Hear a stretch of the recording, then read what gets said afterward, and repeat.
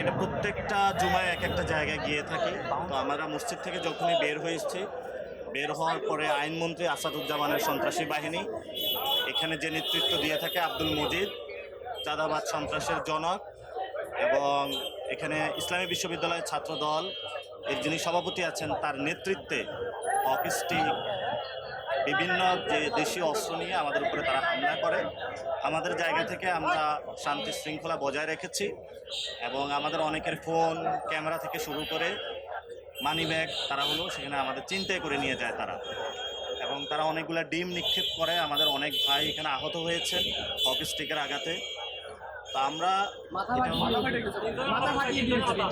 তিনজনের তারা মাথা ফাটিয়ে দিয়েছে। আমরা একটা সুষ্ঠু তদন্ত এবং বিচার চাই। যিনি আইনমন্ত্রী দেশের, সেখানে তার এলাকায় যদি এই ধরনের আইন শৃঙ্খলার অবনতি হয়, সেই জায়গা থেকে আমরা মনে করি যে আইনমন্ত্রী তার জায়গায় থাকতে পারে না।